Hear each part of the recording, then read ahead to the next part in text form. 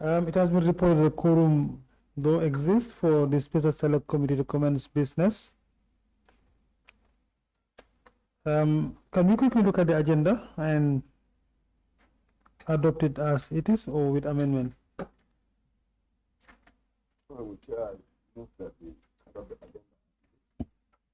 Seconded. Good. It has been moved and seconded that we adopt the agenda without amendment. Thank you so very much. Good morning to all of you. We are sitting again on Wednesday, 20th of or 21st of August 2025 with a new witness. So quickly we'll do an introduction of the High Table and the councils. Honorable Abdullah Ceesay, Chairperson of the Special Select Committee. Honorable Madi Ceesay, Vice Chair. Honorable Kewalam Fufana, Member of the Committee. Council, can you quickly do an introduction before we... Good morning, honorable members. Good morning, sir. My name is Lamin M. Diba. On my left is Ajise Nika, and on my right is Mr. Tony F. Mendy. Thank you. Before we allow the witness to say anything, let me put the statement and then we'll administer the oath. Good morning, Mr. Ceesay. Huh? Yes, Mr. Ceesay. Thank you. So, on behalf of the Special Select Committee of the National Assembly, I welcome you to this sitting convene to inquire into the sales and disposal of assets identified by the Commission of Inquiry into the financial activities of public bodies, enterprises, and offices in relation to their dealing with former President Yaya Jammeh and connected matters. You are appearing today in response to a summons duly issued to you by this committee to provide testimony on matters within your knowledge that are relevant to the subject of our inquiry. Please be reminded that you are appearing under oath and pursuant to the provisions of the 1997 Constitution of the Republic of the Gambia. It constitutes contempt of the National Assembly to knowingly withhold, misrepresent, or conceal any information relevant to the committee's work. You are further advised that in accordance with parliamentary privilege, any statement or testimony you provide before this committee shall not be used against you in any court of law, except in case of perjury, where it is proven that you knowingly and deliberately provided false information while under oath. You are therefore expected to cooperate fully and provide truthful, accurate, and complete response to all questions posed to you, whether by committee's legal counsel or members of this committee. We appreciate your presence and expect your utmost candor and cooperation throughout this proceeding. So, Secretary, can we administer the oath before we allow him to say anything?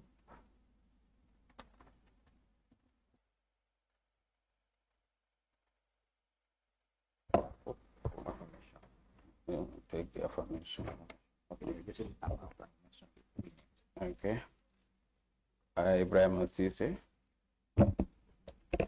I, EBRIMA CEESAY, do solemnly, sincerely, and truly affirm that the evidence I shall give before this committee shall be the truth, the whole truth, and nothing but the truth. Thank you. Help me, Allah. All right. Thank you so very much, Mr. Ceesay. You're welcome to the Special Select Committee, the sitting of the Special Select Committee. Like I said earlier on, you will be with us today. We will hand you over to the council for your testimony. Council, over to you. Thank you, Honorable Chair. Good morning once more, Mr. Ceesay. Good morning, Council. Before I ask you to give us a brief academic and professional background, I would first ask whether you indeed received a summons to produce documents from this committee. Yes, on the 17th of last month, I received the summons letter. And you complied with that summons? On the 21st, I did my submission.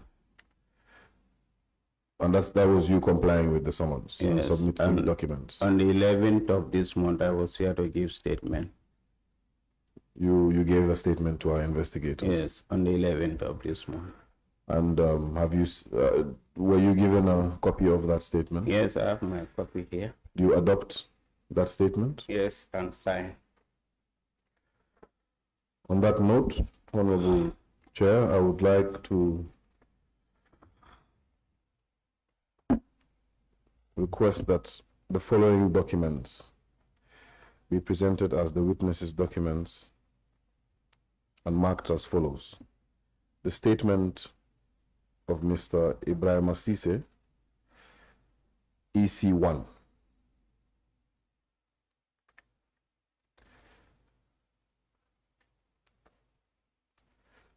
That's EC1. Before I go to EC2, Mr. CEESAY, you had submitted a document twice. However, the first submission was done in Word, and the second submission was done in PDF. The committee has recognized that the submission was made in duplicates. Maybe sometimes they cannot open the other version, so I have to send it again. That's fine. I will present. That's fine. I will present the said documents to the Secretariat. Okay. So that they can present it to you. Please go through them and confirm that they're indeed one document. All 4 documents are one document. Okay. Whether we can go by one document. All right. Thank you.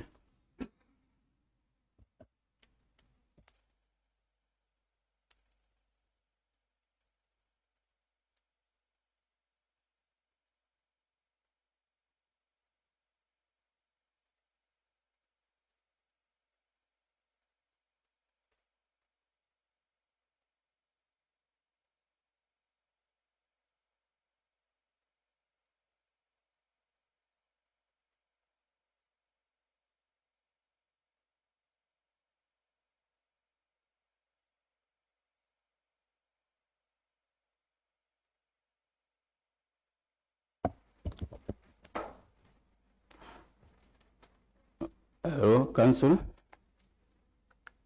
Indeed, there are one document. I just realized a minor issue on the first submission about the letter, the cover letter.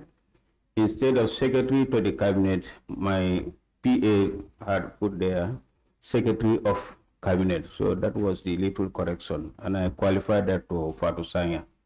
So indeed, it's one document. All right. We would then take that copy, if I can get the copies, Secretariat. And Mr. CEESAY, for future reference, we don't know any Miss Sanya. The committee doesn't know any Miss Sanya. The committee knows that it has investigators, so please refer to them as investigators. Okay, investigator. That's all right.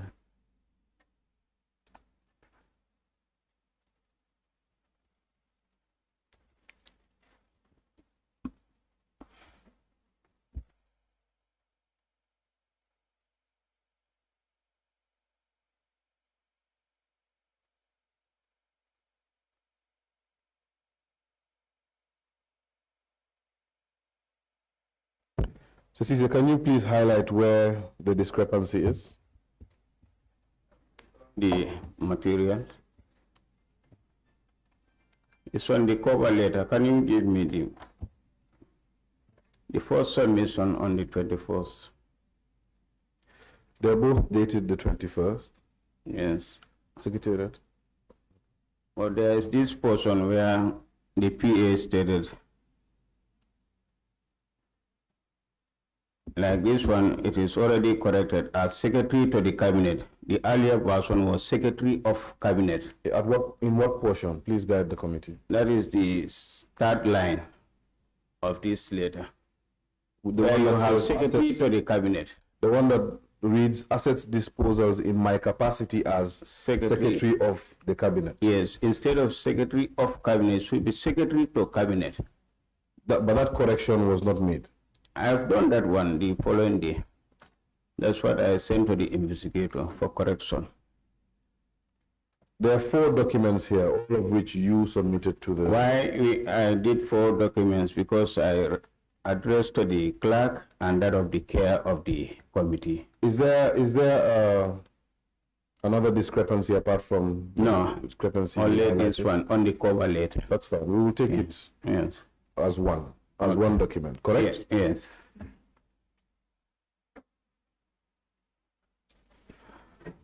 Honorable Chair, if I may proceed.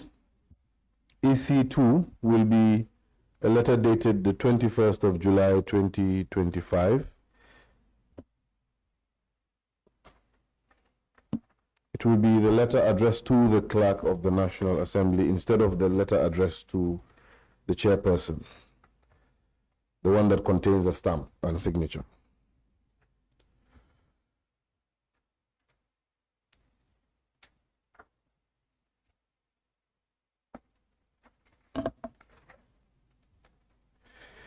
EC3, Honorable Chair, would be the report of the Presidential Task Force on the assets forfeited to the state pursuant to the Janneh Commission recommendation submitted to Cabinet on the 23rd of April 2020. That should be EC3. EC3, yes. The second report, my understanding is that the copies are yet to be made available to the committee. The report of the 28th, that will be EC4. And the last document, which should be a list of approved properties for master list. It's a document that has the first wording as the letter A/Banjo. It will be EC5. Those are the documents the witness submitted. Of course, Honorable Chair, I would like to bring to your attention the fact that these documents have been submitted by the secretary to the current secretary to cabinet. Yes, and the last document would be EC6. That is the letter dated the 10th of July, I believe.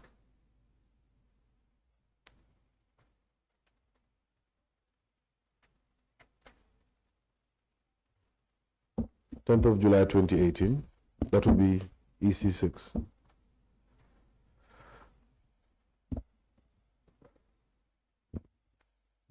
What about the cabinet conclusions, which are also submitted?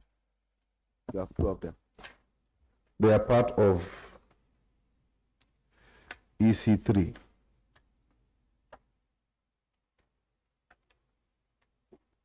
But if the committee wishes, we could mark them separately.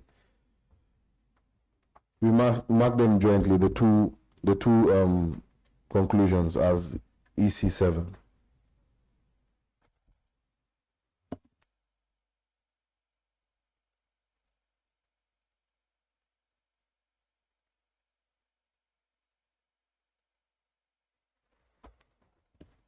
Thank you. Mr. Ceesay, please confirm that those are the documents that you submitted and not anything more. They are a group of 7 documents. I don't have the copies with me right now. You do not have the copies? Yes. I would ask that the secretariat... Like you did for the cover letter, give me the copies, let me confirm. What? I would ask that the secretariat take my copy.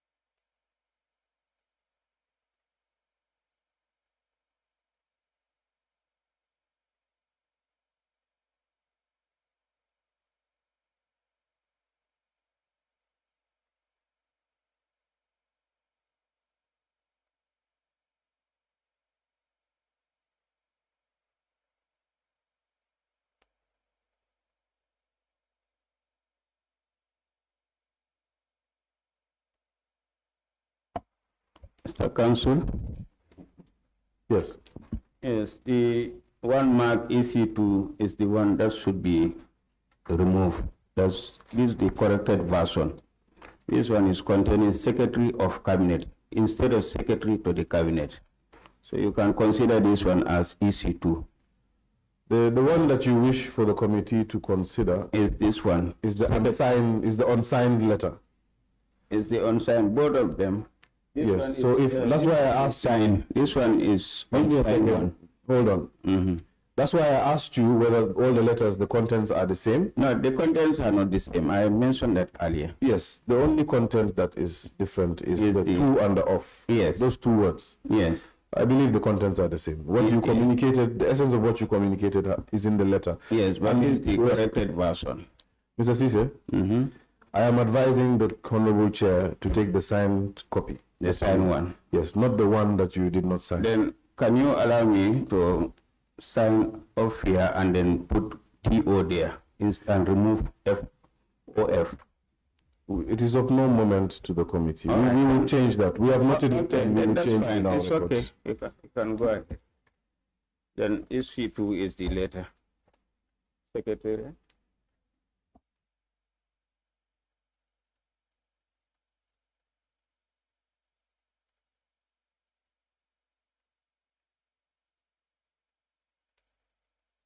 Mr. Ceesay, do you confirm that these are the documents? Yes, yes, I've already These are all the documents that submitted on the 24th of July. Okay. Yes. Great. I can already see remnants of a secretary in you trying to change as small as a variant of to of, which is Not only secretary, I'm a teacher. that's great. Yes. That's great. And I'm happy you're a teacher because Yes. today you will be doing most of the teaching and we will be learning from you. All right. And the first thing we want to learn from you today is your academic background and coupled with your professional background and how you came to be the secretary to cabinet at this time and what you are now. Thank you, Honorable Chair and members. I'm here in full respect of the committee's important work, and I will do my best to support this inquiry within the limits of my role and memory, while observing my continuing obligation of confidentiality as former Secretary to the Cabinet. I'm EBRIMA CEESAY, born on the 25th of September 1977. I started my elementary education in Buren. In 1986, 1992, I went to Wisrod Middle School, the new education system. Then 1992 to 1995, I sat to grade 9 exam. Then I continued the same school from 95 to 98, where I did my WAS, that is the senior secondary school certificate. Then on the 13th of October 1999, I enrolled at the Gambia College with the new education system with World Bank of the 3-year program of the PTC, now called Lower Diploma in Lower Basic. Then completed in 2002, September 1, 2002, graduated from Gambia College. And then I was posted to Buyam, St. Edward, and from there I moved to Bakau Upper Basic in 2002. Then in 2004, I went to Management Development Institute, now called the Civil Service University, to do Diploma in Management Studies, otherwise called DMS. Then in 2004-2005 academic year, I enrolled at the University of the Gambia, UTG, to pursue my degree in education, completed in July 2008, and then got employed at the Management Development Institute as assistant management trainer, as first degree holder. And then in 2009, I got scholarship to pursue master's degree in public sector management in management school in Ghana called the Ghana Institute for Management and Public Administration, or called GIMPA. This was 2010. Then when I completed that one, I returned to MDI. I was assistant management trainer. Immediately when you return from training, you are not immediately promoted. Depending on the organogram and the institutional setting, sometimes your promotion can be faster. But sometimes you stay for a while, at least 2 to 3 years before you move to the next cadre. For the case of MDI, when you come as a graduate, you start from assistant management trainer. Then after getting your second degree or master's, you go to management trainer with successful designing, because MDI staff, you are appointed to look into, to do consultancy, training and research. So when you develop courses, both long-term and short-term courses, or we call it tailor-made courses, or customized one based on the needs of the public service or the SOEs, state-owned enterprises. My department was the General Management and Policy Analysis. I was assistant to late Dr. Sasindur. So after that, I was promoted as senior management trainer, and SASI on contract, I was assigned to be the head of department in 2014. So I was head of department from 2014 up to 2017. With the coming of the new dispensation, I was appointed as permanent secretary on the 13th of February 2017. And the same year, I was elevated on promotion as secretary to cabinet on the 8th of December 2017. Until 2023, on the 25th of January 2023, I was redeployed as ambassador extraordinary and plenipotentiary to Russian Federation. So in summary, this is EBRIMA before you. Thank you. Thank you, Mr. Ceesay. You say in summary, but it was quite extensive, and you seem to have such a good memory. You remember if all the exact dates of your appointments and your reappointments. So I'm looking forward to your testimony so that you can tell us all the exact happenings during the time of the commission. However, before I do proceed, I picked up from your introduction that your testimony would be limited to your role as Secretary to Cabinet. Yes. And that is appreciated. Yes. And memory or recollections. Great. Yes. We would also tap on your recollections. That is exactly the point I wanted to put across. But also the issue of confidentiality. Confidentiality here, allow me to qualify, like the case of cabinet conclusions, cabinet decisions are collective decisions, so we don't disclose who say what in the cabinet flow. So what I presented to you is the collective decision of the cabinet, not an individual Minister X of Lands, Minister Y of Interior, or Minister W of Defense. That's the confidentiality.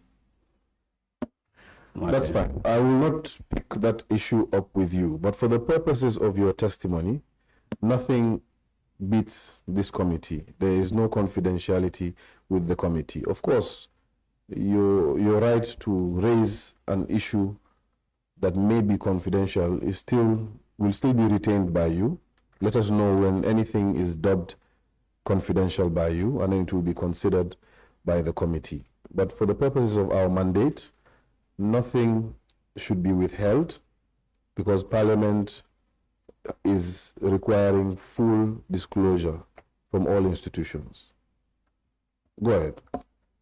Mr. Counsel, thank you. In my preamble, I've stated that I'm here in full respect of this committee's important work, and I have no iota of hiding anything. This is a national assignment, and we are all into this. So there's no issue that I'm here to hide anything. Thank you. That's great. At least we're on the same page. It's the issue of confidentiality that we had to address, but I'm glad we're on the same page.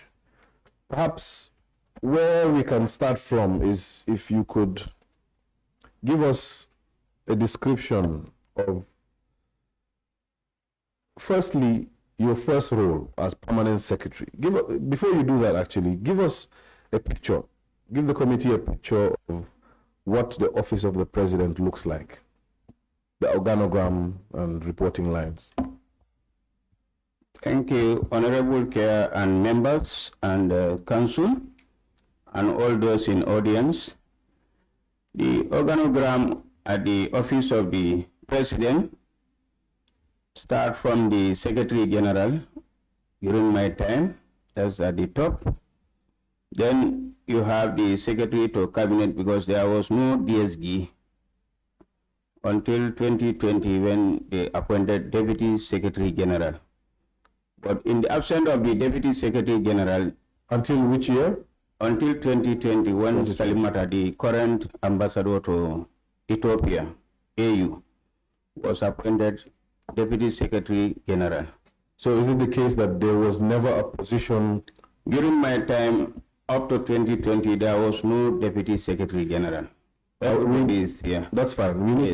We need to get, who is everybody? The members? All of us. I don't believe any of my members were in cabinet at the time. This is not cabinet, this is national issue. Everybody knows what happens at the office of the president.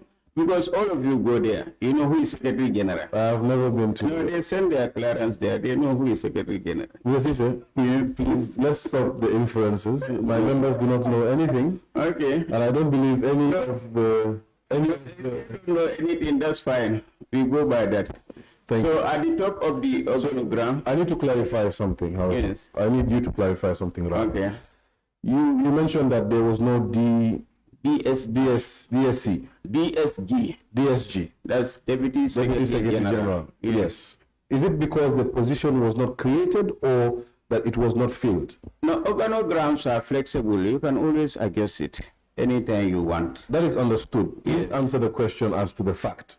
Was there a position named DSG? No, when I was there, it was not there until 2020, when it became part of the budget. Because a position, there is what we call manpower budget. So if you want to create a position, it has to be captured in the manpower budget when the budget circular is out in July. Okay. Yes. So then, Otherwise, you will not get the position, because where are you going to tap the money to pay the person? You don't just jump and then create a position. It has to be planned. When the circular is out from Ministry of Finance, manpower budget, that's where you can say this year we want this number of staff as addition. so the question is, at that time, the period of 2017 After 2020, until 2020, yes. it is clear that there was no substantive holder of the position. Yes. What I'm left in doubt of is if the position even existed. It used to come and go. During First Republic, you will have Deputy Secretary General, and sometimes it will disappear from the budget. So until new government 2017 up to 2020, there was no Deputy Secretary General. Secretary to Cabinet is considered as de facto Deputy Secretary General. That's why when the Secretary General is traveling, Secretary to Cabinet stays on. You don't travel with him or her. Okay, this is important because we're trying to. Yes, that's the organogram I'm giving to you. That's fine. Yes, we're trying to decipher who is where and who is placed what in terms of hierarchy. That's very important. Yes, and it is also important to register as a matter of fact whether the DSG position was a vacant position at the time and not filled, which you have confirmed that it was vacant. No, it was not vacant. Take note, it was created in 2020. The position was not in the budget. But you have mentioned that it was not in the budget. 2020, when it was included in the budget and it was filled, just like the case of Chief of Staff now. Okay. You can have a position in the budget for a year, no personality appointed. The following year it will be there, and then until another time when the executive will decide who can fill the position. So even this chief of staff you see today, it was mentioned almost 2-3 years before we get the substantial holder of the position, based on our discussion with the Tony Blair Institute or TBI advice at the office of the president. That's great. Yes. That's great. Again, my question still remains whether the provision, whether there was provision for the DPS. No. Let me land. DSG. Yes, let me land. The DSG, right? The Deputy Secretary General. Whether there was provision for that position at that time, within the years of 2017 to 2020. Yes, you have mentioned that it was created in 2020, but you also mentioned that it has been going and coming. The position has been, let me finish, and then you can answer. The position has been on and off. You've mentioned that from previous regimes. So I want a definite answer as to whether it was in the books at the time or not. No, the point here, Mr. Counsel, let me help you to qualify this Please point. The point here is, during our time, 2017, it's not in the budget. Until 2020, when there is need, the chief executive of the country, His Excellency President Barrow, has the authority, has the right to create any position in consultation with the Public Service Commission and Personnel Management Office. That is what I'm saying. And once budget circular is out from Ministry of Finance, okay, let's not go to yes, this is hold on. will now go to the Hold on, Mr. Secretary Ceesay. General. Hold on. Okay? Let's not go to the budget circular. I don't want us to go around. Hold on. I'm taking you around. That's fine. Just give me a second. Okay. Let's establish some order here. All I need to know is if the position existed at the time or not. No, we are well aware that the president can create, and we don't want to interject that authority of the president. We're not inquiring as to his authority to create an office. That is understood. Okay. What I seek to understand is if the office of the Deputy of the Secretary General was an office at the time. It was a vacant office or it was a non-existent office? It was non-existent until 2020. Thank you. Okay.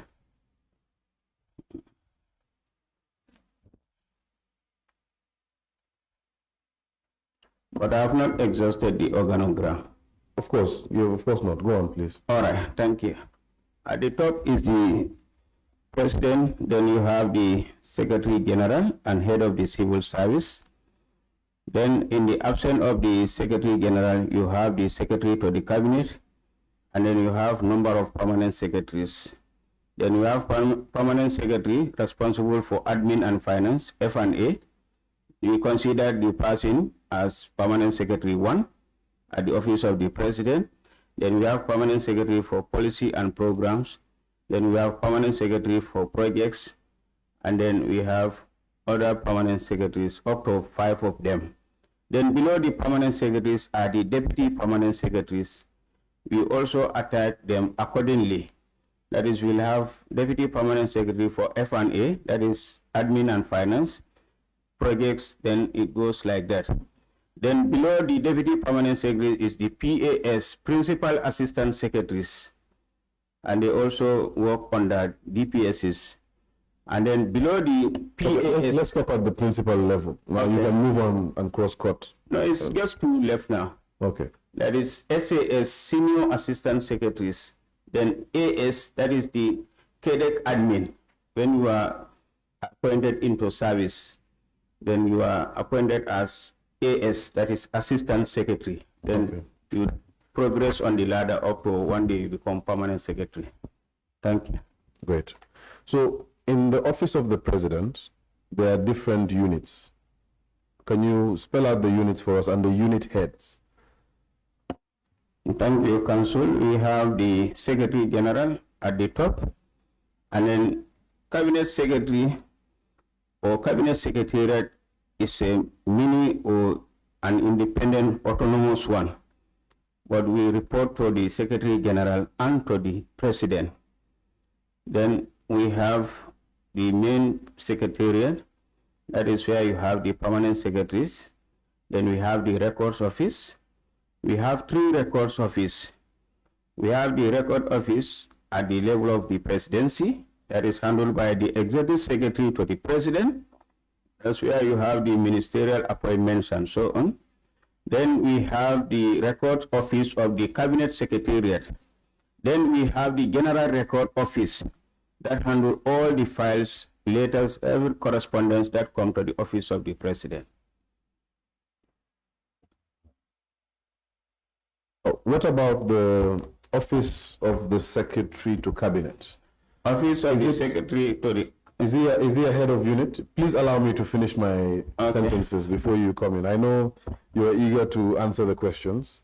However, you have to let me land so that you can get a full context of what is being asked. Please go ahead. Like I mentioned earlier, secretary to cabinet is the head of the secretary to the cabinet is the head of the secretariat. We have our own filing system, records, everything.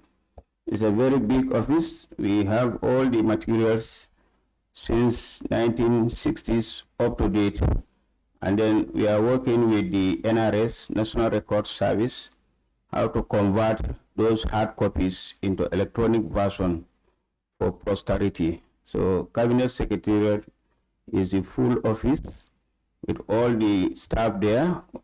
We have 2 secretaries there, and we have 2 record officers there that handle all the record affairs. Is it a unit that is headed by head of cabinet secretary? Is the head secretary to cabinet? Yes, is the head of the unit. Is the head of the unit? Yes, and during my time I requested that because of the workload to have DSC, that is Deputy Secretary to the Cabinet. That's fine. Yes. So now I would like a differentiation between the roles of the Secretary General and the Secretary to Cabinet. Just explain to us. Yeah. The roles of the 2 are different, and then the latter always supplement the first one. That is, Secretary General, as I mentioned, is the head of the civil service. Is the one responsible for entire civil service. In summary, that all correspondence in government issues, activities are addressed to the Secretary General and head of the civil service. Until now, they collapsed the 2. Now they have a Secretary to the Cabinet and head of the civil service and dropped the SG as of November 18 last year. That is great. Yes. What I want you to stick to is to the different roles. No, I'm coming. Then to the issue of Secretary to the Cabinet, you are responsible for cabinet affairs. That is working closely with the President when there is need for cabinet meeting. We'll send notice to all the sectors. This day and age, I've developed the WhatsApp group for cabinet. Before my secretariat will have to call each secretary at the Ministry of Environment, Ministry of Trade, Ministry of Finance, that there will be cabinet on the 24th of August, that is Thursday. But now what I'll do is, once I finalize with the president, you cannot hold cabinet without meeting the president. In cabinet, we refer to the president as the chairman. So I have to go on Monday to meet the president. When I got the submissions from ministries, that is the CP, cabinet papers, okay, based on the revised edition of 2022 cabinet manual, we now call it CP, cabinet paper. It used to be referred to as cabinet memorandum. Now we call it cabinet paper. When you get those submissions, then I will go and inform the president. But you also have to check how many ministers are available, whether you'll have a quorum. Then when the president confirmed that you can go ahead, then I will now come back to my secretariat, inform my secretaries and my record officers that president has given the go ahead, that 24th of August be cabinet meeting. So secretariat will start the preparation like your secretariat is doing here to print the papers and every other thing and send seal envelopes. You don't give cabinet paper like that, and we arrange vehicles for them. These are very secret documents. We don't just give. My record officers will be given drivers to go and deliver to every minister's secretary, and they should sign the way book and confirm. So when that is done, will now hold cabinet meeting on the 24th of August. And in the cabinet, the layout of the cabinet activity is that we have the prayers, then we have the conclusions, matters arising, the agenda for the day. It can be paper 1, 2, 3, up to 5. And then the last point is any other business or AOB. Then we have the closing prayer. That's the summary of cabinet procedures. I'm very grateful for you outlining cabinet procedures. I can see that you are indeed a teacher. However, my question was the difference between the role of the Secretary General and the Secretary to Cabinet. But thank you for enlightening me about the cabinet's process. Now I would like you to answer my question. Yes, the role of Secretary General, as I mentioned earlier, Mr. Counsel, is clear, is the head of the service and works closely with the President and the sectors. That letters, correspondence coming to the office of the President are addressed to the Secretary General. And it's the Secretary General that assigns permanent secretaries and Secretary to Cabinet as per what is relevant to your area. So Secretary to Cabinet, like I say, is purposely there to manage the affairs of the Cabinet meetings and also support the work of the Secretary General. In the absence of the Secretary General, when Secretary General travels with the President, you serve as acting Secretary General before he return or before she return. Thank you. So just to give a synopsis of it, the Secretary General is the head, the administrative head of the Office of the President. And all correspondences naturally do flow to the substantive holder of that position. In addition, the Secretary General also coordinates all permanent secretaries, issues their TORs. That's what I believe you were saying, correct? In conjunction with the Personal Management Office, PMO will advise the Secretary General on redeployment and every other thing, yes. And on top of that, the Secretary General also supervises the Secretary to Cabinet. Yes, we report to the Secretary General. We are directly under Secretary General. Is that the case, that you are directly under the Secretary General? Yes. Okay. And I'm civil service. Okay. With regards to the Secretary to Cabinet, their function is majorly around cabinet meetings, correct? Very well. And it stops at that. Yes. And it just concerns cabinet meetings. Cabinet affairs. Okay. Yes. And what could be cabinet affairs aside from meetings? Cabinet affairs, after meetings, you do your conclusions. That is taking minutes of the cabinet procedures. And following up on them? No, you don't follow up. The way we follow up is different. Cabinet Secretary, the way we do the follow-up is different. It's different from what? It's different from what others may do. Here, the Cabinet Secretary, after the meeting, will do the conclusions. Then we'll take the 24th August meeting back to Cabinet for ministers to confirm what has been recorded, whether it's true or there is no addition or omission. Once that is confirmed, that is why we say conclusions and confirmation, plus matters arising, whether there is any new addition to what was mentioned on the 21st of August. For next 7 days, whether there is any new addition, that is what we refer to, any updates. If there is no updates, then this conclusion of 21st of August is now confirmed, and by way of cabinet communication, we do what we call extract. This is signed by Secretary to Cabinet. We send this to various ministries. If it is a joint CP, that is, there are some cabinet papers that are developed by 2 ministries, and then it can take on different ministries. So once that is why I even mentioned an example in my statement, like the case of Hippos attack of rice fields in Kuntaur in 2020. that touches on different ministries. You have agriculture, lands, defense, and that of Ministry of Religious Affairs. Then when we do the conclusion, we have to do the extract and send to all these ministries. The next time, and that of Ministry of Environment, because it is the wildlife. So next time, how cabinet know about whether any action has been taken is when we come to cabinet.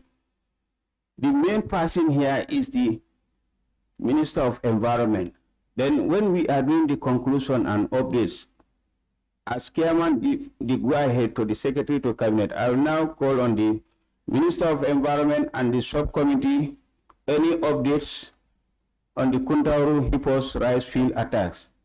Then the chair of the committee can report that we've engaged the Minister of Lands and they've transmit the message to the local authorities, that is the governor and the team, and all the TAG members in the region, and then they have even arranged for armed forces to be there so that they can send the hippos away from the rice fields. This is how, but in the case of execution, Cabinet Secretary is not part of that. That is left to the ministries and agencies. We are not part of operational matters. So it will be strange for the Secretary to Cabinet to be engaged in following up or enforcing Cabinet decisions. It would be, right? No, you don't do that. It's not strange. Cabinet Secretary, you know your role and your TOR. You are not there to follow. How we follow it is when you come to cabinet meeting of last one, 21st. That is where we ask the sector minister any update on the matter. So if there is no update, that one is phased out from the cabinet agenda. Okay. Yes. You know, I like clarity. You started the sentence with no, you don't do that, and that one is not. So there are a bit contrasting statements in your answer. I want to know, is it out of the ordinary for the Secretary to Cabinet to be following up or ensuring that directives are implemented? We don't do that. Secretary of Cabinet, you don't do that. So it's out of order for... No, we don't do that at any... So then it is out of order for the Secretary to do that? It's out of order. You don't do that. Okay. It's only based on the directives of the Secretary General. Yes, but by way of getting information is when the next cabinet meeting is convened. That's when the Cabinet Secretary put to the sector minister any update. Mr. Ceesay, yes. It doesn't seem like we're going to have a very short day today. No, we can have it. I don't believe we will do. You started very late. I was here since 10. Really? Okay. And our meeting started at 11:30. Not 11. I was not informed 11. All right. You were misinformed. By the Secretariat. Okay. That's fine. Thank you. That's fine. So my question is, and I would like you to kindly stick to my question. Yes or no? If you want to elaborate, you can elaborate. But I'm asking, is it strange then for the Secretary to Cabinet to follow up decisions of Cabinet with respect to different institutions or individuals, or a directive from the President and from the Secretary, the Secretary General? It's strange and should not be the case. Yes, now I believe we'll have a short day. Okay. If I receive answers like that. On vacation, I should have a short day. Okay, that's fine. So what is the usual channel of communication between you and your superiors? But actually, before we go there, Okay. you had mentioned that the role of the Deputy Secretary General was non-existent. No, the position. Yes, the position was non-existent until 2020. I would, you know, why I do not want you to lecture us about the budget is because it is approved here. No, I don't have marker or standboard here. I cannot lecture here today. Well, you can lecture us. You can lecture us, but not on the budget, because the budget is our baby. All right. And according to the 2017 budget, the position was there. It was also there in 2018, likewise 2019, and likewise 2020. Okay.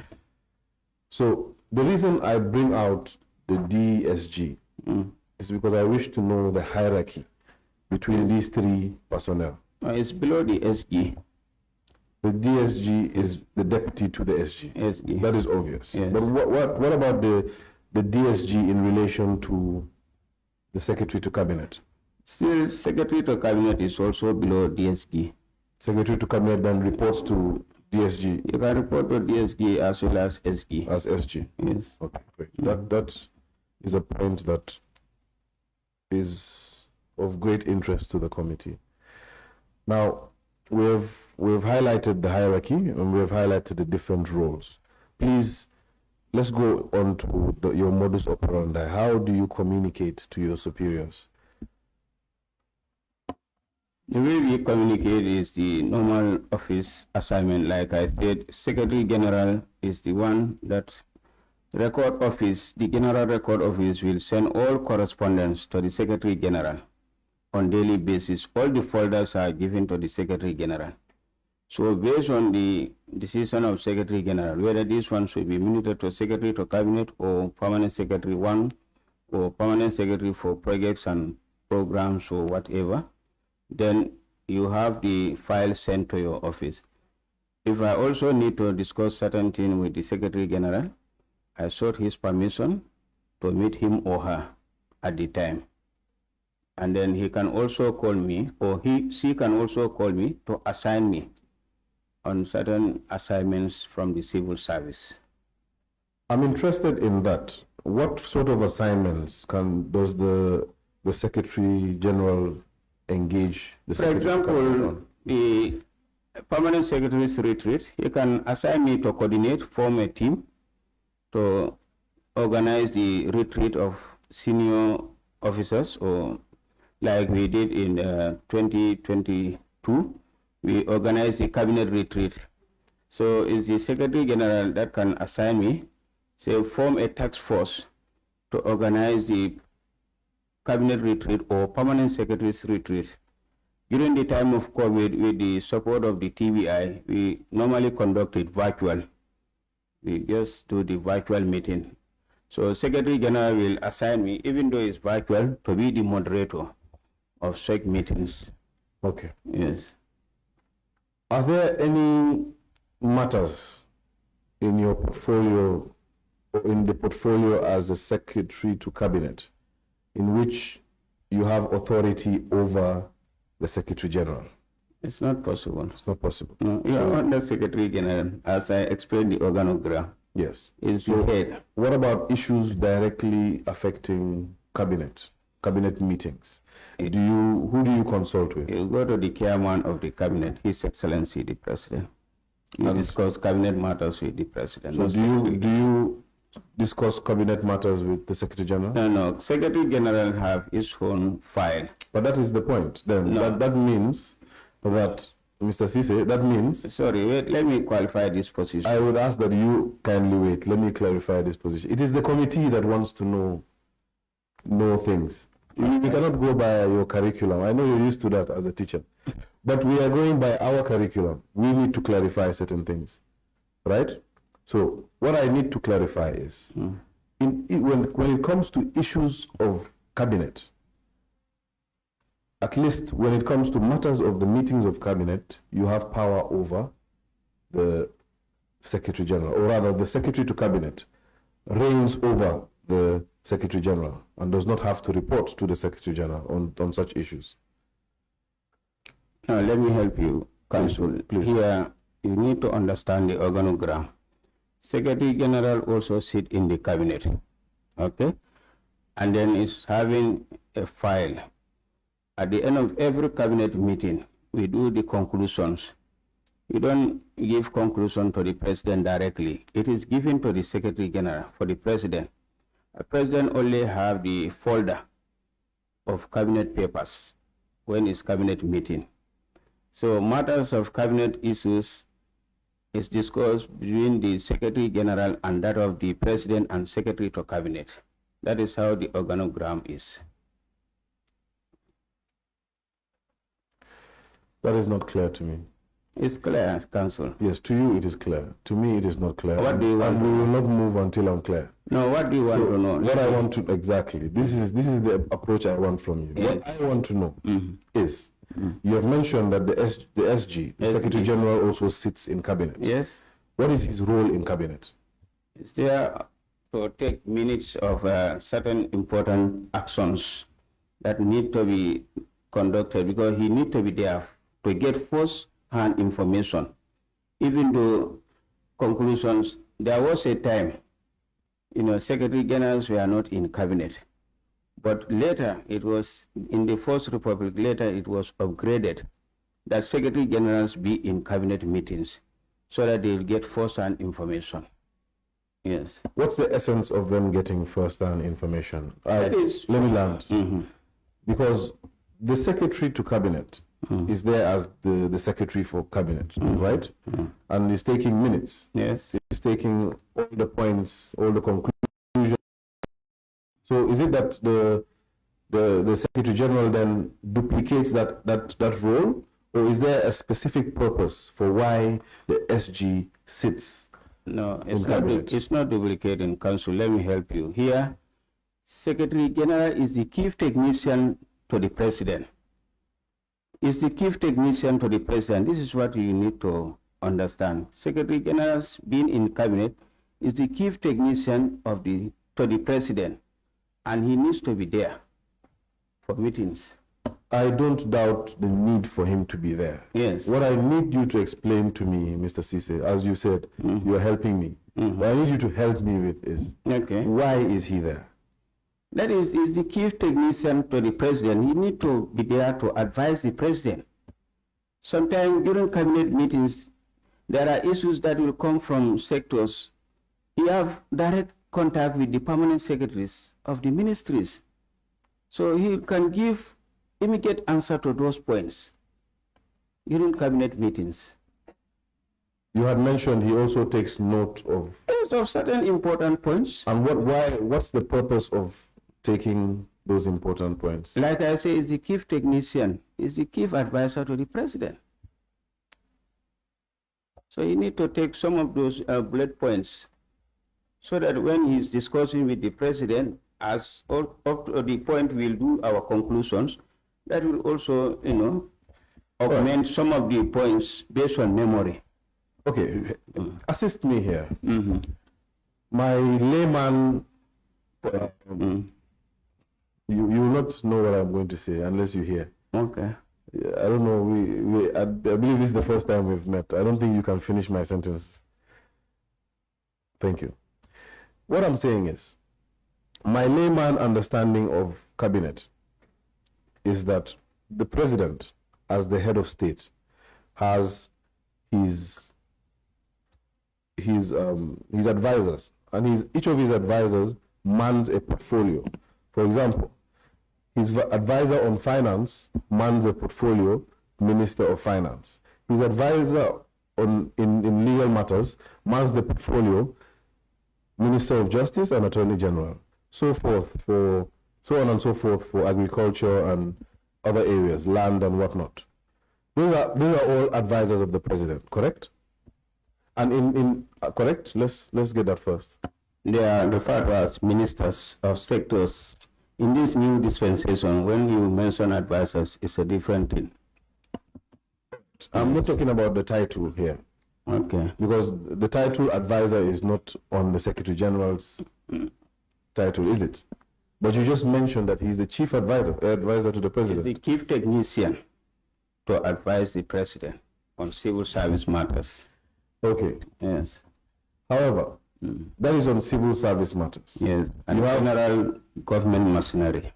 Okay. You have each of the ministers sitting there to advise on their different portfolios. Yes. Correct? And then you have the SG sitting there to advise equally, just as the ministers are doing. Correct?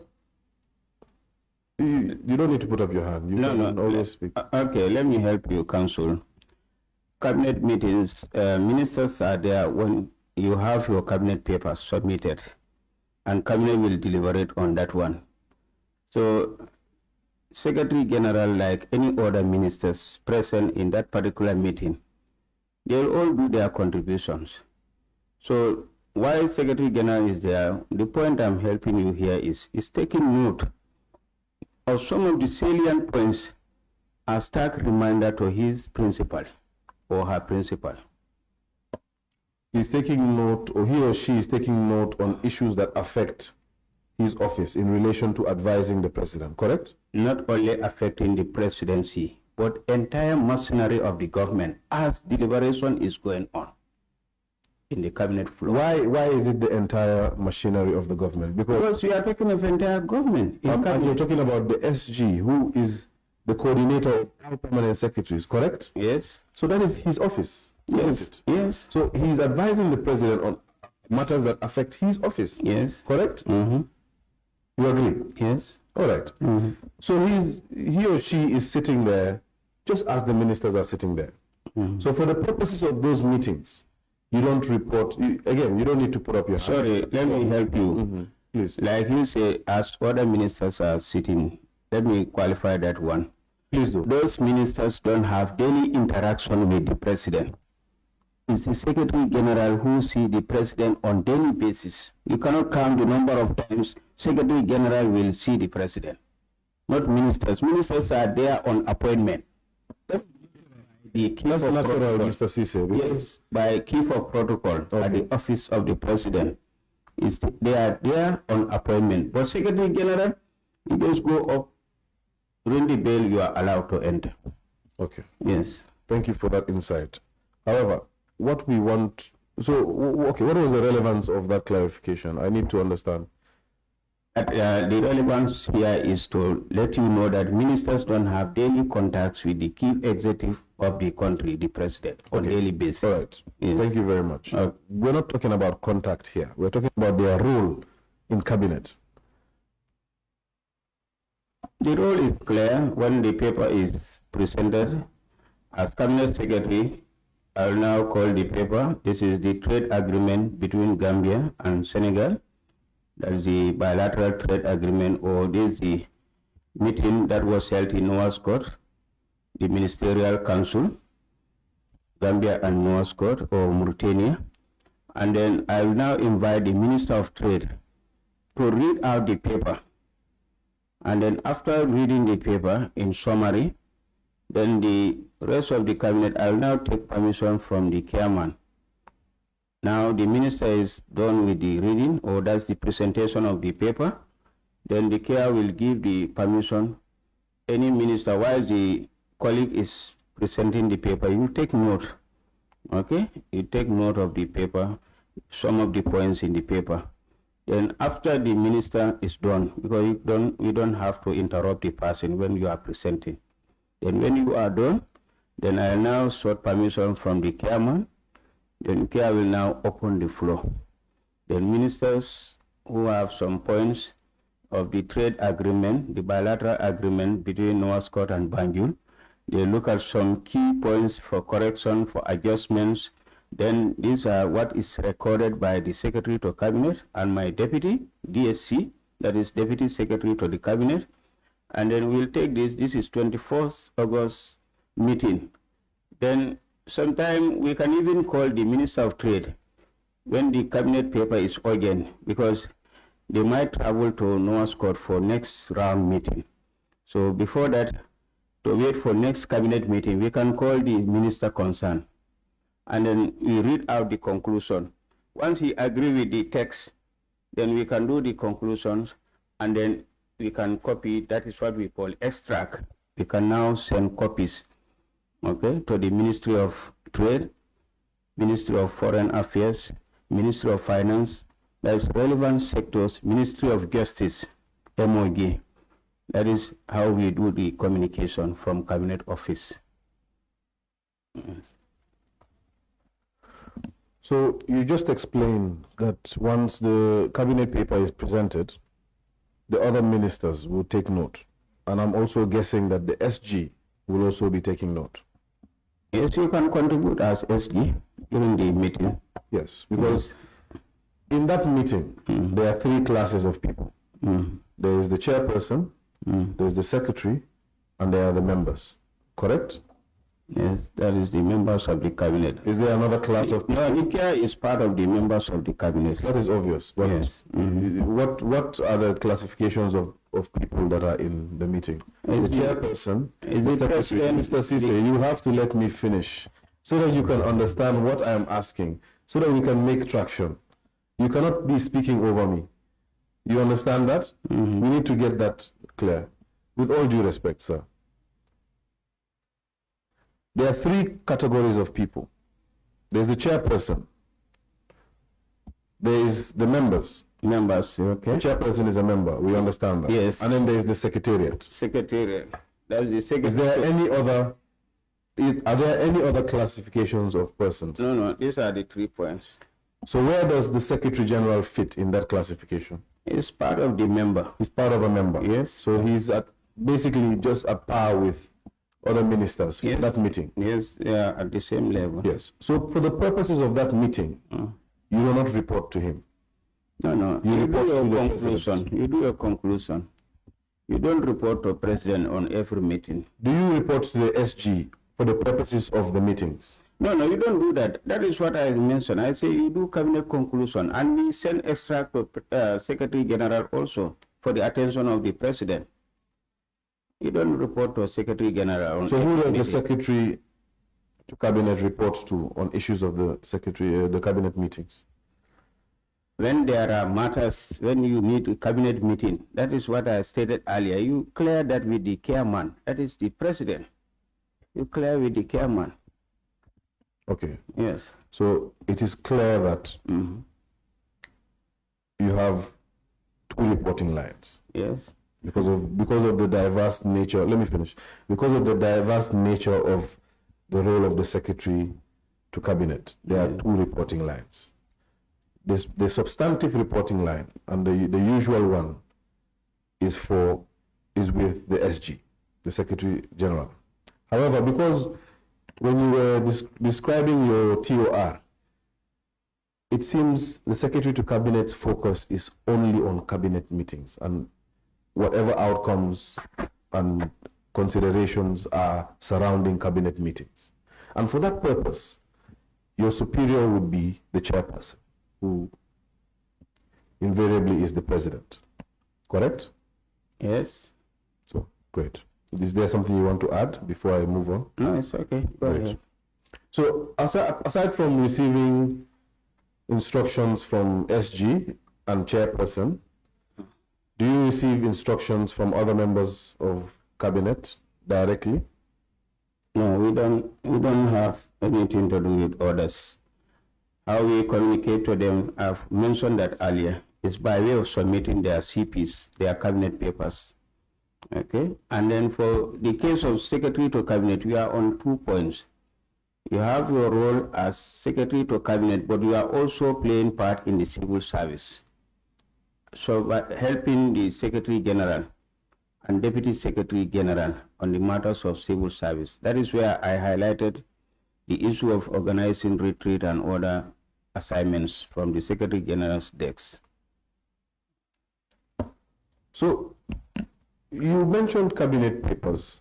How do you receive cabinet papers? Do you receive it from ministries directly, or do you receive it from the Secretary General? Cabinet Secretary will inform the sector ministers, and then the ministers will communicate that to their permanent secretaries if they have any paper to be discussed in the cabinet. So once they are done with their cabinet papers, it is in the sealed envelope and then sent directly to a cabinet secretary, not to Secretary General. It is in the sealed envelope sent to cabinet secretary, and we don't want it to be sent by email or whatever means. It's hard copy that is submitted, and whoever you are sending, we need to clear the person from transport, from interior, from defense. You need to clear the individual, the messenger that is coming. And then once the paper is received, we compile them. So for purpose of fast-tracking cabinet meetings, I have initiated that we come up with Cabinet Paper Review Committee of eminent permanent secretaries. This Cabinet Paper Review Committee will look into 3 points: whether cabinet papers submitted have any policy implications or whether they have any legal implications or they have any financial implications. So, and also to reduce the size of the cabinet paper, just to have the relevant stuff there. So we are assisted in doing this by the TBI, that is the Tony Blair Institute at the Office of the President. So this helps cabinet sittings to be more faster, unlike before, because cabinet secretary cannot do everything alone. You are not all-rounder in all these subject matters. You cannot be management specialist, economics, any other subject. So you need other people around you to help you do all those activities. So that is why we set up a paper review committee to help us look at the paper. So I have assigned my Deputy Secretary to Cabinet to chair that committee of permanent secretaries. Let me also inform you that Deputy Secretary to Cabinet is equivalent to permanent secretary position in the civil service. You done? All right. Thank you for that. Even though my question was not for your initiative, but it's a good initiative. And is it all the permanent secretaries of all ministries, or just the permanent secretaries at the Office of the President? For the paper review committee? Yes. No, we have permanent secretaries from finance, from justice. So all ministries? No, not all ministries, just few of them. And then some from the Office of the President and Personal Management Office in case of policy issues. So these are the permanent secretaries, up to 5 of them, to be together with the Deputy Secretary to the Cabinet. They will review all the submissions from the ministries. Do the permanent secretaries change, or it's just a static 5? No, we just maintain based on the ministries, like justice, finance, and then those within the office, and then personal management office. My question is hinting on subject matter. Does the subject matter depend who sits on the committee? These are the people we believe, because permanent secretaries rotate. They rotate. So as they rotate, they will have experience of many sectors. So these are the ones we identify, at least 5 of them, to work with the Deputy Secretary to Cabinet to review all the papers, and they'll make their recommendations, and they'll bring all the submissions to Secretary to Cabinet. Then I have to sign that this paper be returned to the Ministry of Environment for them to adjust it, or this one be returned to Ministry of Agriculture, Food Security and Livestock, okay? Or this paper be returned to Ministry of Defense, that the paper committee review it, and they've seen that there are gaps there. So those gaps they will identify, so that the process we call cleaning up the paper, so that they will clean up the paper to make it shorter and direct to the point for cabinet discussions. Okay, thank you for that. That was a slight segue. Let's go back to the point of receiving cabinet papers. You receive cabinet papers outside of the reporting lines, correct? They come directly to you, not to your superior, the Secretary General. No, they are not there to receive cabinet papers. Sometimes mistakenly people will address the Secretary General, but he will redirect it to the cabinet office because it's meant for cabinet. And they are usually sealed, correct? Every envelope is sealed. So would the Secretary General then open the seal? No. Once it's labeled as CP. So once it's labeled as CP, let me get something right. Once it's labeled as CP, the person that has the authority to open it is the Secretary to Cabinet. Secretary to the Cabinet. And Secretary General does not have authority. No, you don't open that seal envelope. Now, you see, Mr. Ceesay, this is where I will appreciate your experience. Please enlighten us. Like you like to put it, help us. Okay. Help us in this regard. Like I mentioned earlier. The question has not come yet. No, like I mentioned earlier. Yes, but the question is to come, Mr. All right, we will progress on the point. Let me just give you this version quickly. Before you give me your version, just know my question, so that we drive in my direction, not I in your think you've direction. given me the go-ahead to explain. Oh, all right, continue. I have not asked the question. Okay, go ahead. You're even making me forget my question. That's too bad. Yeah. Is that the plan? No. It will not work.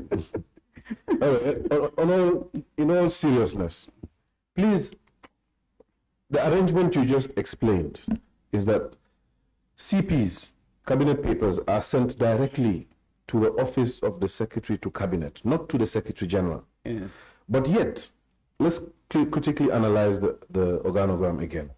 But yet, in the organogram, in the general structure of the office of the President, the Secretary General is of a higher footing than the Secretary to Cabinet, because the Secretary General is the head of administration, which the Secretary to Cabinet falls under, correct?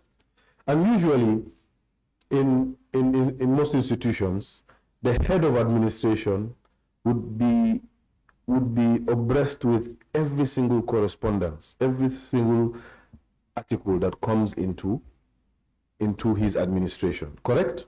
In general administration, right?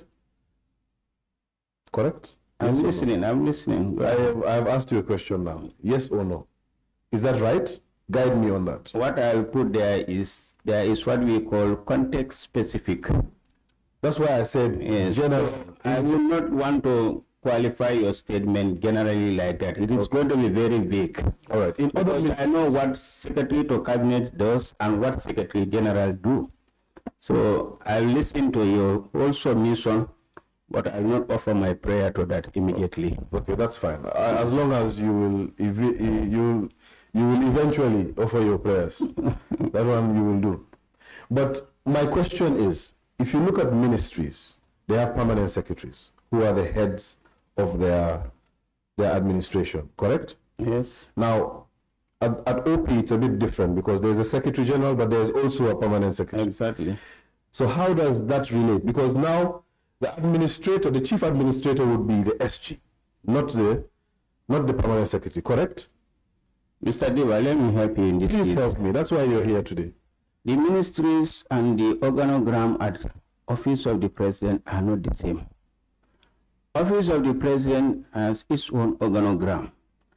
Cabinet is a little autonomy of the Secretary General. That is why cabinet papers cannot be submitted directly to SG. That's the point here. You can go ahead. I like the word you used. Cabinet proceedings are autonomous of the role of the SG.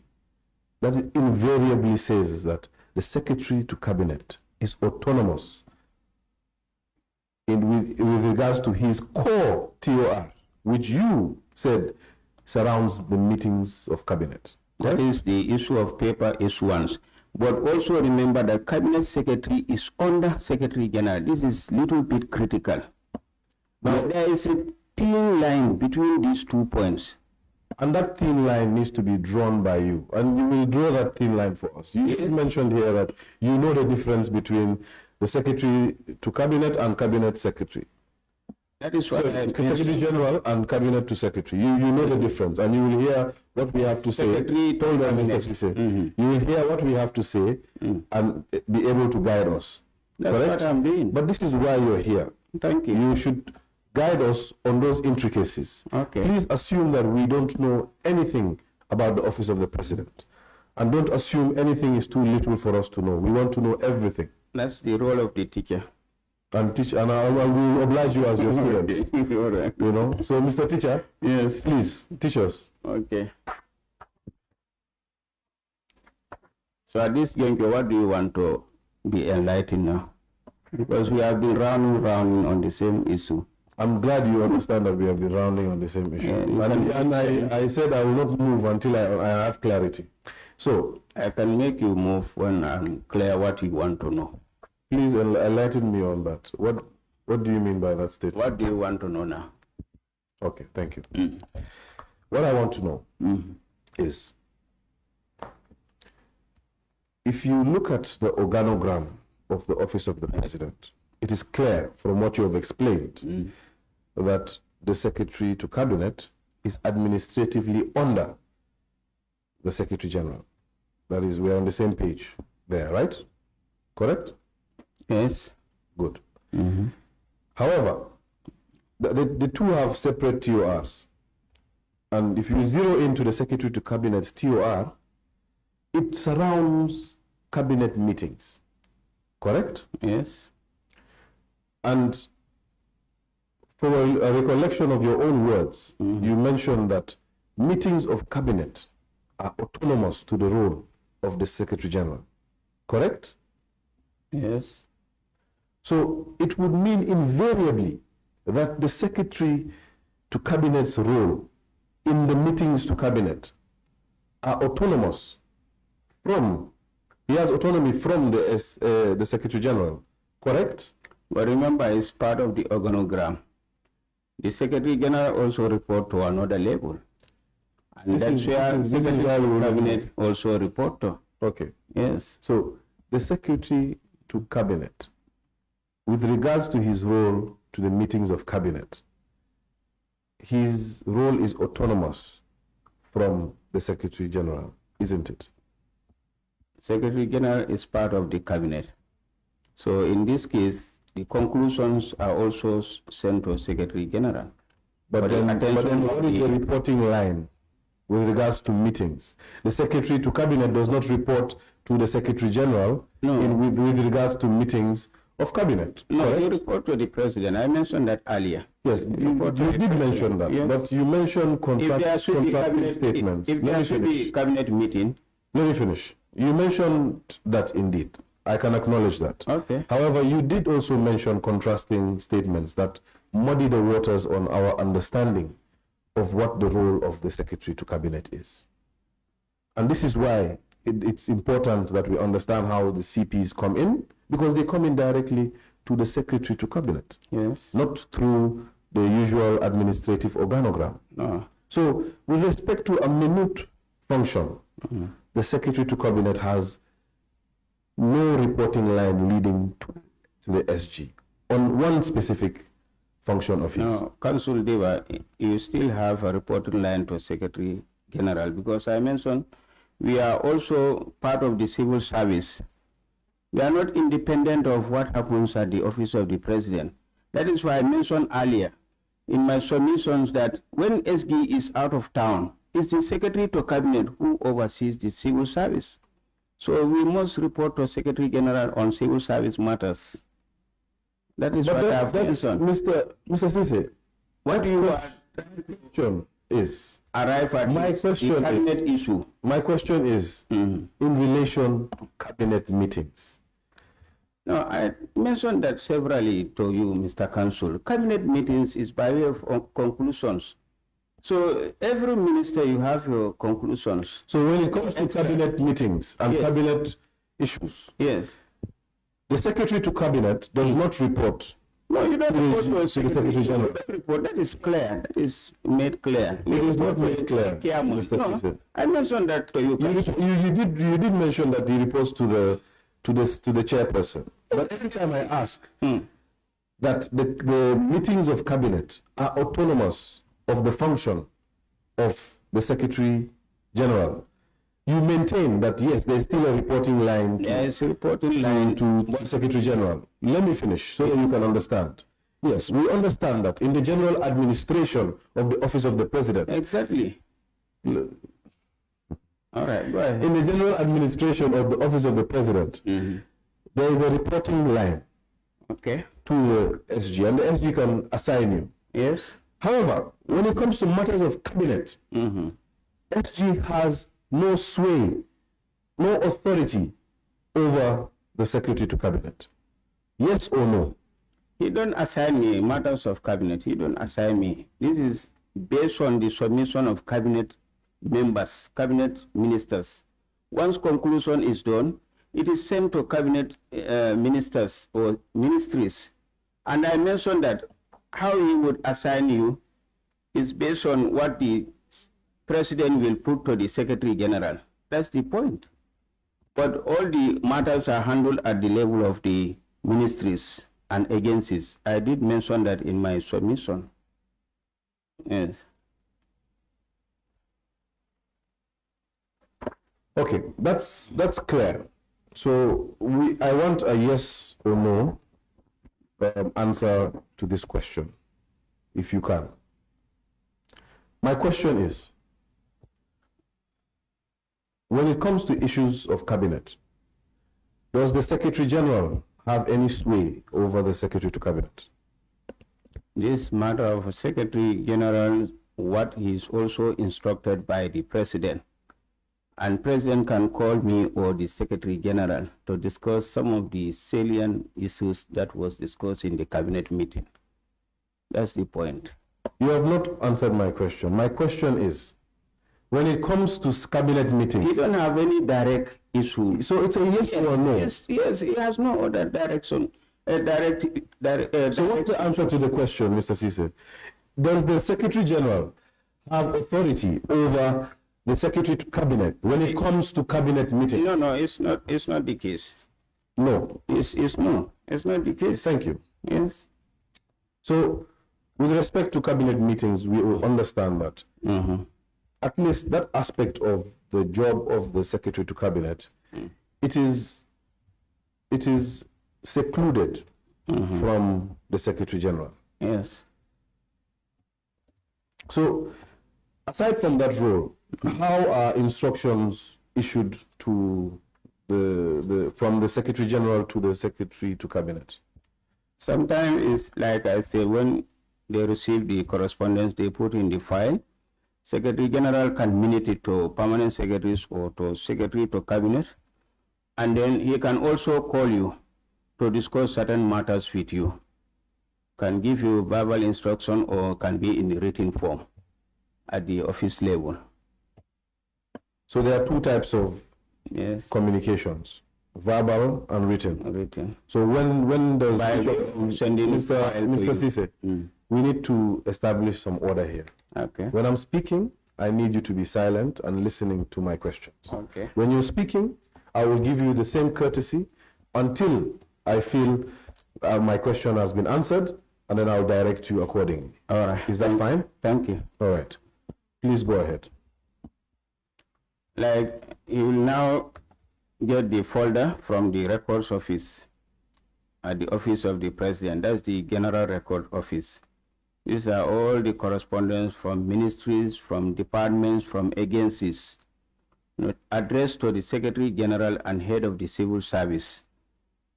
Sometimes it can be inviting the President to preside over the opening ceremony of a particular ministry's program or opening a new building, like the case of the Office of the Environment that was held this year. So these are the things Secretary General will ask you to minute. They will send the file to you, and you will now minute this one, and then send the file based on the folder that is sent to you. You send this file to the Secretary General. He will now act on this and can put there what we call in transition. That is to give a little orientation to the President about the particular event. And then he's going to take the file to discuss with the President. Then President will now give the go-ahead. Sometimes this can be letters of felicitations from other heads of states sent to the Ministry of Foreign Affairs that are forwarded to the office of the President. So this is how can communicate to you in a written form. At times he can also convene general staff meeting or can convene SMT, that is senior management meeting, or can invite the Secretary to Cabinet. In the absence of DSG, you are next to the Secretary General. He can invite you and discuss certain matters with you.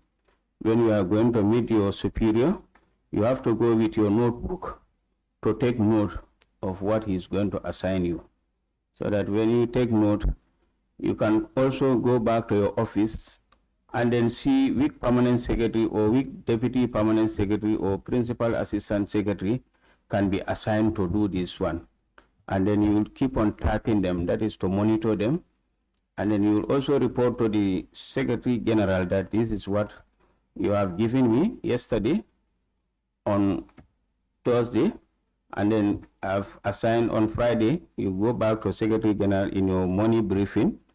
You inform him or her that this is what I've already assigned, and then hopefully by Monday we'll get all the files or they will do their findings. Sometimes it's by way of making telephone call to a particular ministry. Okay, let me stop you there. So, usually, from what I've understood from your answer, is that usually communication is written. However, there are sometimes that you would engage in verbal communication for certain discussions, which will be assignments from a superior, Yes. whether the chairperson or the SG. But those will also be documented eventually. Yes. Now, the question initially was, what instances do you communicate in a written form, and what instances would warrant a verbal instruction?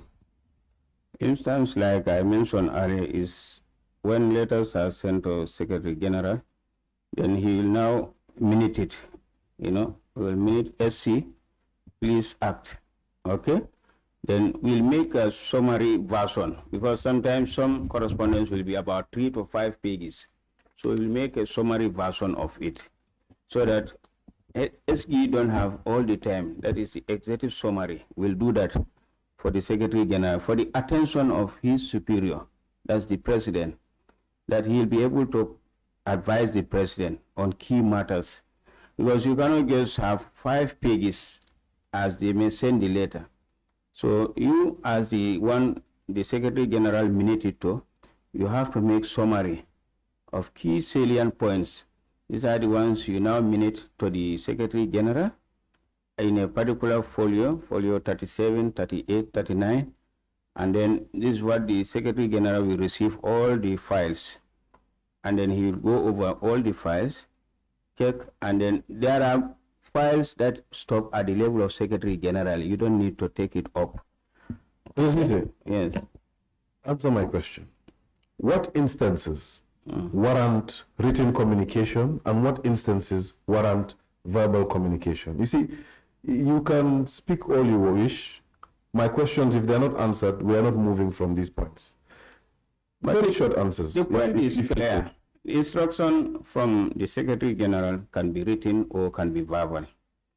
Like sometimes issues from ministries in a form of letter, or he can also meet the President and call me. Then, like I mentioned, I go with my notebook to take note of do ABC. Mr. Ceesay, Yes. it is clear that instructions can be written and verbal. Can be verbal, yes. That is very clear. Very good. Can we say that we are both clear on that? Yes, very good. Now, we are clear. Let me speak in simple terms. Okay.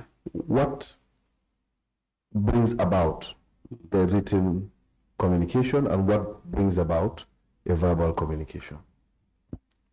There are moments when the particular assignment requires a written communication. What kind of moments? When it has to do with permanent secretaries for correspondence in their various ministries. And there are times when you can just call by phone call.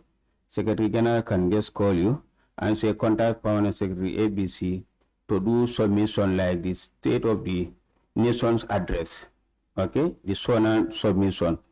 We send the general information, and then with the deadline. After Secretary General will call me and say, can you call the permanent secretaries? We need to get the submission. So my understanding is that it can be both written or verbal. So that request for the submission to come, when it's done verbally, is it a follow-up to a written, let me finish, Okay. a written request, or it can be the initiating correspondence? No, what I mentioned is initially you initiate by writing that we receive communication from this house here, National Assembly, that SONA is slated for 25th of March, okay, for example, 2024. Then immediately SG received that from the clerk of the National Assembly. He will now minute it to either myself as Secretary to Cabinet or any permanent secretary within the office of the President to write to all the permanent secretaries with the deadline for submission. So sometimes some PSCs will stick to deadline and submit before time, whereas we don't get before all the submissions before time, that is where we use telephone to call some permanent secretaries. So those are follow-ups? Yes. So the initiating conversation, writing. the initiating conversation will never be via a phone call? No, you don't do that. You don't do that, right? No, you write to them. You only inform the Secretary to Cabinet that you need to get the file for this SONA, that is the State of the Nation address, that is on yearly basis by the President. Then we'll get the file and the letter from this House. Okay? Yes, you explained, and it will be minuted to you, and you can minute it on and on. Yes, thank you very much for that. What I would like to, however, know is, just again, to be clear, it is strange for directives to be given verbally to you, wouldn't it? No, they don't give directives Verbally. all the time verbal. These are just for follow-up. Well, I'm not talking about all the time. I'm talking about any time. No. Is it strange? It's written one. It's written. Yes. All right. What about when you did mention that sometimes the SG will minute to you or give you a call to say, call X and Y and inform them of A and B. How is that communication done? Is it always via phone calls, or are there memos? You have your circular that is sent to government-wide. That is what I've mentioned about submission, from sectors for the upcoming SONA. You send the circular first, and then after a few days, then you do the follow-up by phone calls. SG can ask you how many have submitted to the office. We create an email and then soft copy. We get soft copy, or we can also get the hard copy, because we need to trim the materials. We need to reduce the size. Okay, thank you. Yes. I can tell you are a good teacher, because when you ask the question, you go over and beyond and you explain so well. Anyway, the verbal communications, however, we have explained the written communications, what circumstances arise, what would give rise to written communications. What about the verbal communications? Verbal are for these quick reminders of certain actions that need to be taken. For example, when you are to organize permanent secretary's retreat, which is on the quarterly basis. Every quarter we have the retreat of permanent secretaries. So a task force is formed. Sometimes SG will ask you to check by phone calls, or you can send a message to a WhatsApp group now of the planners, permanent secretaries, and so you drop the message, everybody will know that, oh, my sector has not, finalized our presentation. So with the technology now, communication is getting faster within the civil service circle. Okay. So, in your experience, where verbal instructions are given to the Secretary to Cabinet, is it a requirement? We already established that most of your communications are written, and when it's verbal, it's just a follow-up or a reminder, as you put it. So when verbal instructions are given to the Secretary to Cabinet by the SG or by the President, do you usually ask for them to be formalized, to be formal? Council, I've mentioned that when you are going to see your superior, you go with your notebook in civil service. That is the decorum. Can I continue? You can continue. But you cannot see my face. So you're ridiculing the National Assembly. I can see you, sir. You can go on. You can go ahead. Okay. So, all right, thank you. When you are meeting your superior, you go with the notebook. Superior will give you wordings verbally, but it's you who should write it. Okay, you write it as a reminder to yourself, so that you take note of this student ABC. We need to put up a borehole in Dankungu. We need to do, this in Pachari. We need to do a solar plant in Sapo, all these. Okay, let me just jump in there. Yes. Those kind of instructions, are they not instructions that are born from a previous conversation, maybe cabinet meetings, and you're just being reminded? Or is it that they will give you instructions to implement? These are instructions that are coming from your superior. For implementation? Yeah, like the president will now give you those assignments. Like we need these boreholes in this particular, and then I'll take note because this is presidential. You take note and you should know using your initiative.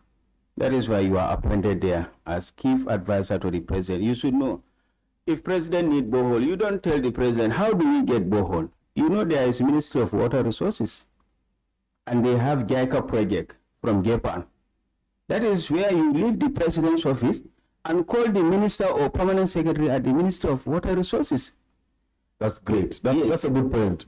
So would you call the minister once let's take your example. The president instructs you that there is a need for borehole somewhere. Yes, in Dankunku. And in Dankunku. You are very specific about Dankunku. Are you from Dankunku? No, I'm near Dankunku. I see.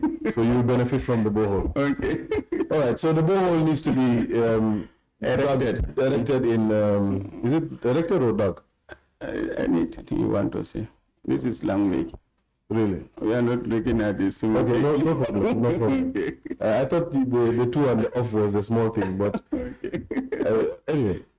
The president instructs you that boreholes need to be dug. Yes. In Dankunku. And of course, you being the technician, you know exactly where to go. Okay. You go to the Ministry of Water Resources. Yes. But how would you approach the Ministry of Water Resources? As Cabinet Secretary, you have that rapport, that interaction. I call the Minister of Water Resources. And just tell him to implement? No, not to implement. We write. Okay. But initially, we need to know whether there is fund available. Okay. To have those boreholes in certain villages. Sometimes they have what we call these industrial borehole, cluster ones. So once they say it is available, I'll go back to the president. This has to do with the political consequence of the president. This is what you are also managing. So role of Secretary to Cabinet and Secretary General is very difficult. Okay? So before any action is made, you need to find out. Let me land. Yes. Before any action is made, yes, there will be a correspondence on record. Correct? No. So what I mean is, the president has assigned you to ensure that Dankunku have boreholes. You go to you call Water Resources, ask whether they have funds and how it will work. You go back and report, and the president tells you execute. How is that execution done? You write to the ministry, correct? Exactly. So now, essentially, you have written to the ministry, you have put it on record. So there's the record of it. Now you are also part of OP. You are learning. I'm learning. Yes. I'm a graduating student. Yes. So this is how This is how it works, because president is political appointee. Of course. He has that consequence that he need to respond. When we travel to Mankama, we have a lot of courtesy calls.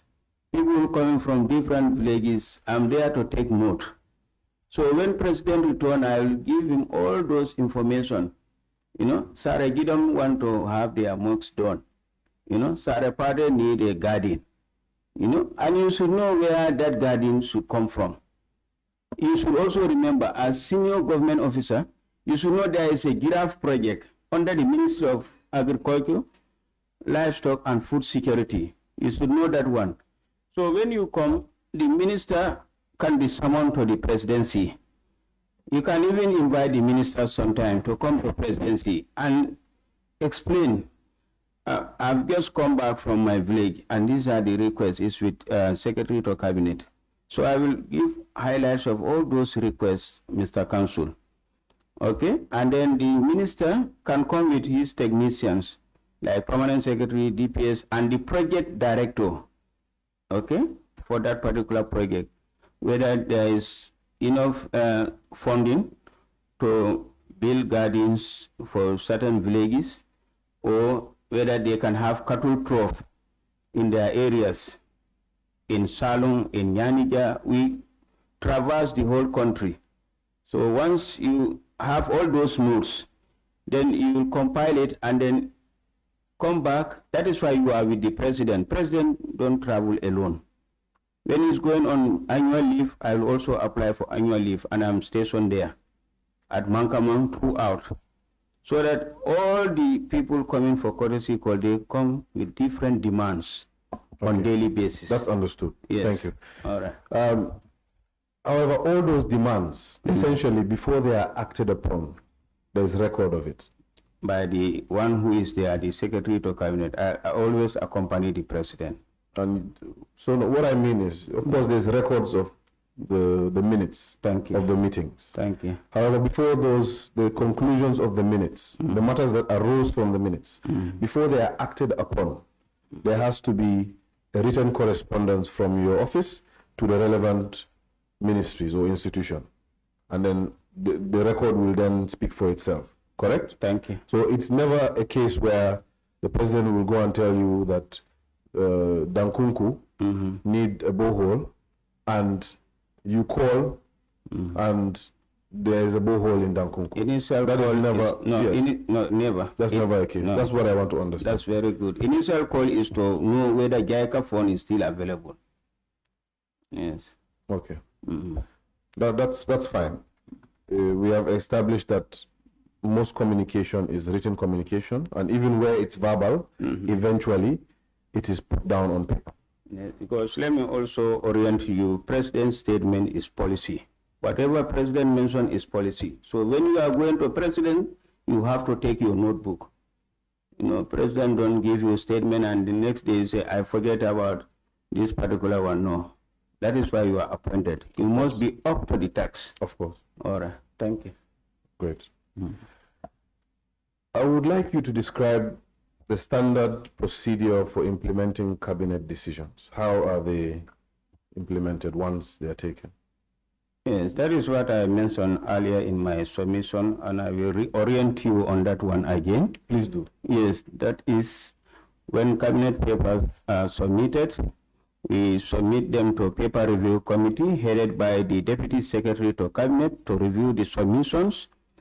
If there are 3 points, whether there are policy implications or financial implications or legal implications, and then if there are gaps, then the Cabinet Paper Review Committee will help to adjust that one, and then send the cabinet paper back to the ministry, let's say Ministry of Petroleum, Energy and Mines. They will send the paper back to them for them to adjust on ABC, okay?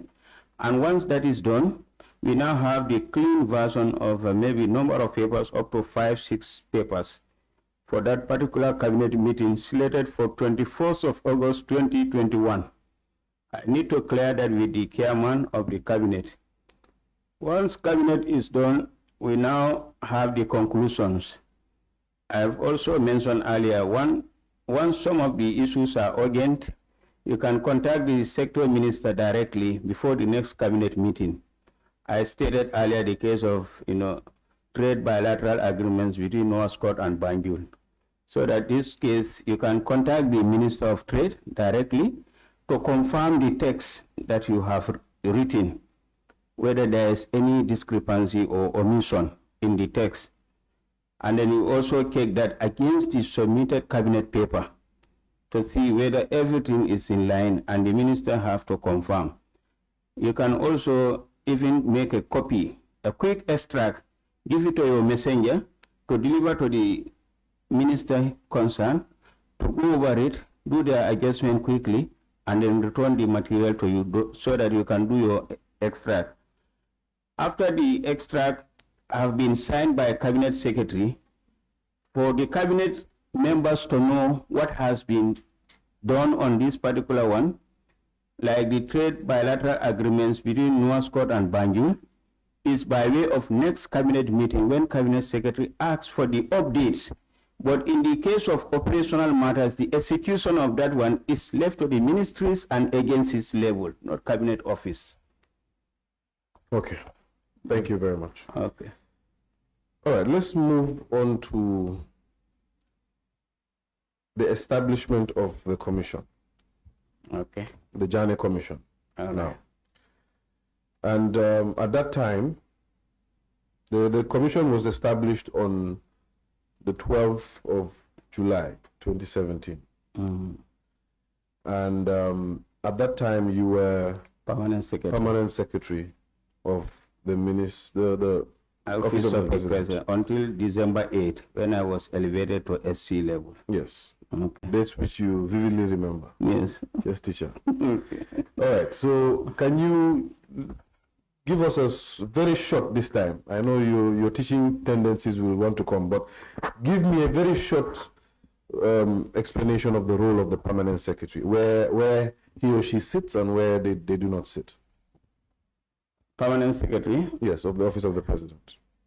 No, permanent secretaries are based in their various offices. Like I mentioned earlier, you have permanent secretary for finance and admin, for projects and programs, for policy, and so on. So we also have some committees at the level of the office of the president. We have procurement committee. We sit with the secretary general and look at all the submission on procurement matters. And then with the help of the accountant there and the internal auditors will also check what is being done, is whether it's in line with the normal procedure. So this is what permanent secretaries also receive instruction by way of a folder or the letter that is sent to them from Secretary General. In the absence of the Secretary General, all the folders are sent to Secretary to Cabinet. So at the time, I will preside over the civil service until Secretary General return to office. When you say I would preside, you mean you as in what position? To oversee all the permanent secretaries' activities in all the sectors. That is sector-wide. So which exact permanent secretary were you? I was permanent secretary administration. Administration. Yeah. And then did that include finance? No, at the time it was admin and policy. And let me help you.